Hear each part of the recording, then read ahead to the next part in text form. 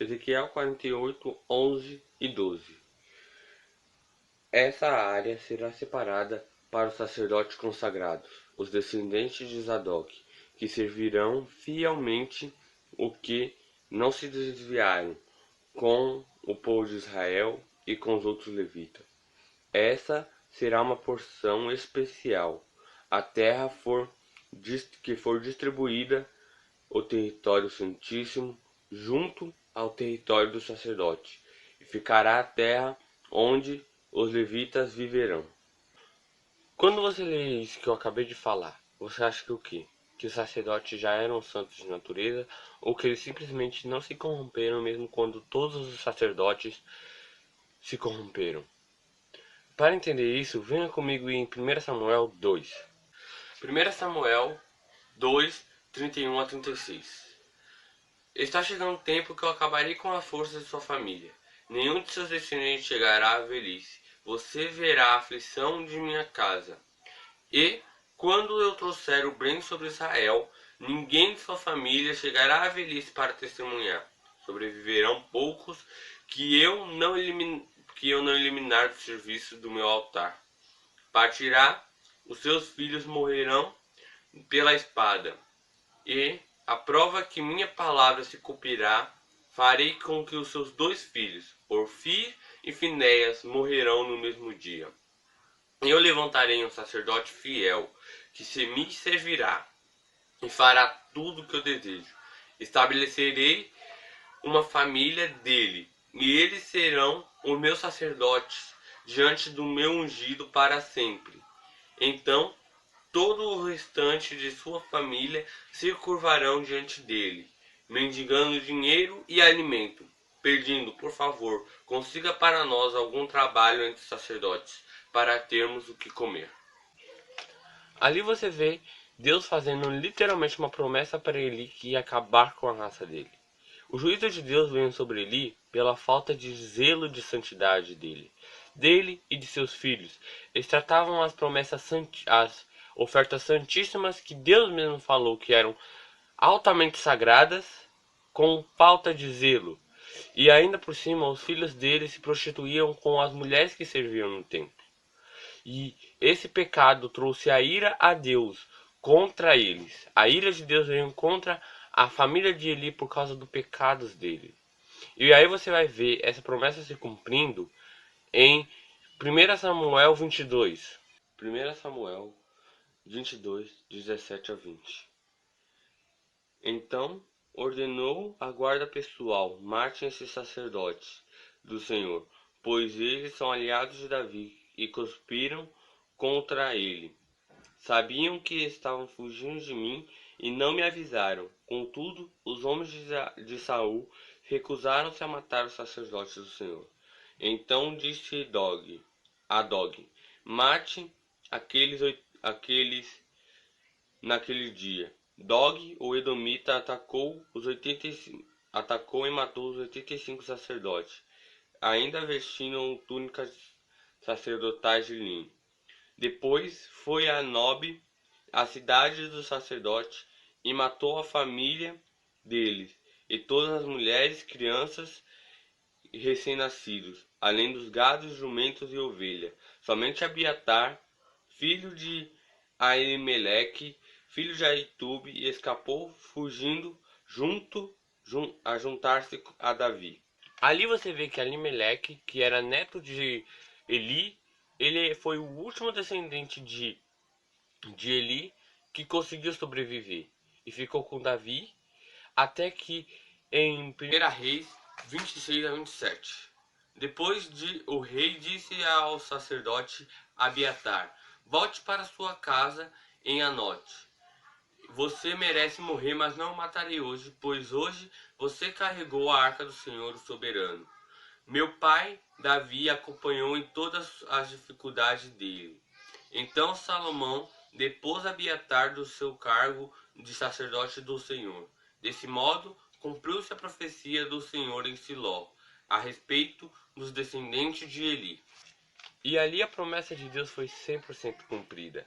Ali Salomão levanta um sacerdote fiel no lugar de Abiatar. E o nome desse sacerdote era Zadok. que significa o justo. Mas por que necessariamente Zadok foi considerado um sacerdote, o sumo sacerdote? Para entender isso, venha comigo em Números 25. Números 25, 7 a 13. Quando Finéias, filho de Eleazar, neto do sacerdote Arão, viu, levantou-se e saiu no meio do povo, pegou a lança, correndo atrás do homem até o interior da tenda e o atravessou o corpo do homem e da mulher, à altura do estômago, com um só golpe. Então a praga contra Israel cessou. A essa altura, porém, 25.000 pessoas haviam morrido. Então o Senhor disse a Moisés: Finéias, filho de Eleazar, neto do sacerdote Arão, se não afastou a minha ira dos israelitas, ao demonstrar o zelo por mim no meio deles, enviado que eu destruirei os israelitas na minha ira e no meu zelo. Agora diga-lhe que faço com ele minha aliança especial de paz. Por meio dessa aliança, dou a Finéias e seus descendentes o direito permanente do serviço sacerdotal, pois seu zelo por mim e seu Deus, ele fez a expiação pelo povo de Israel. Essa história vai acontecer basicamente quando Baal tenta amaldiçoar o povo de Israel. Lá foi quando um rei tinha contratado Baal para amaldiçoar o povo de Israel. E como ele não tinha conseguido, ele pensou assim: se a maior força do universo está a favor dele, como que nós vamos vencer? Então a única solução que ele teve foi fazer com que o povo de Israel pecasse. Fazendo assim, ele pegou o rei que o contratou e disse para ele mandar as mulheres do reino dele se prostituírem com o povo de Israel. Fazendo assim, a ira de Deus vir sobre Israel. A mesma coisa que aconteceu com Eli. O pecado deles fizeram com que a ira de Deus viesse sobre eles. Aí, nisso, Finéias pegou uma lança e atravessou um homem e uma prostituta do reino que Baal estava servindo.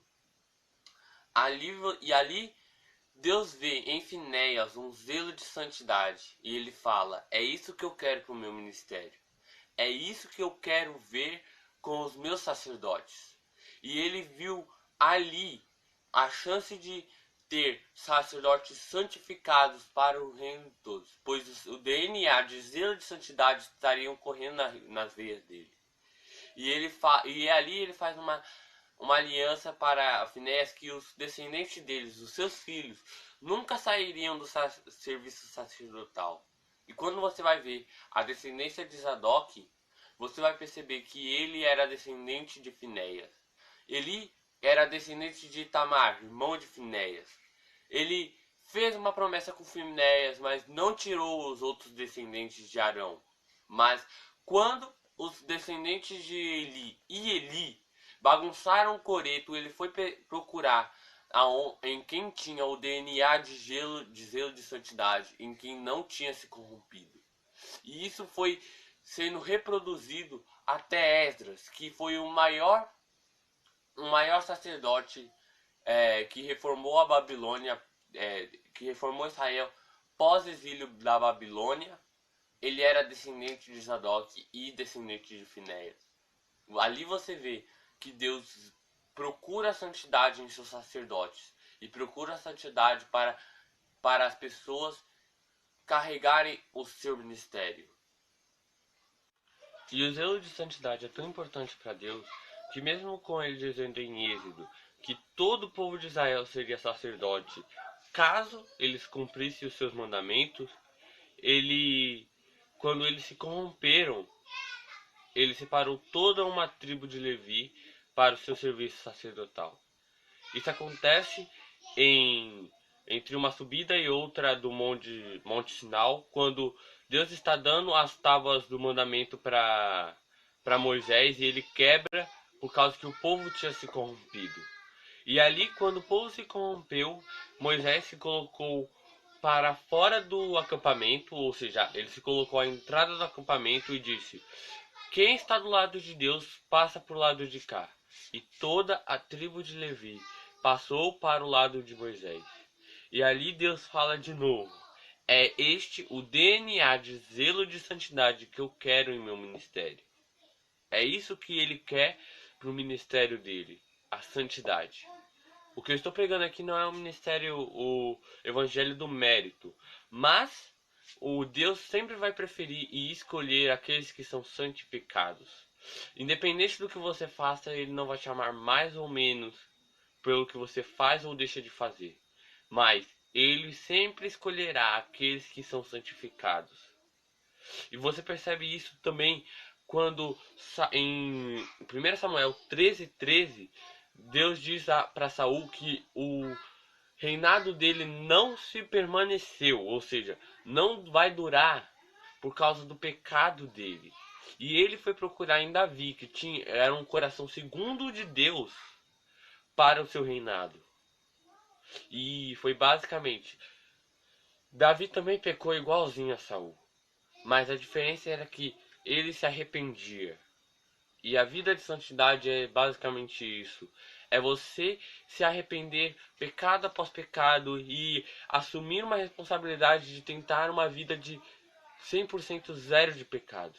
É quando você pecar em um pecado que você já pecou várias vezes. Mesmo assim você se levanta, erga a cabeça e pede perdão para Deus. E levanta-se disposto a viver uma vida sem pecado a partir de agora.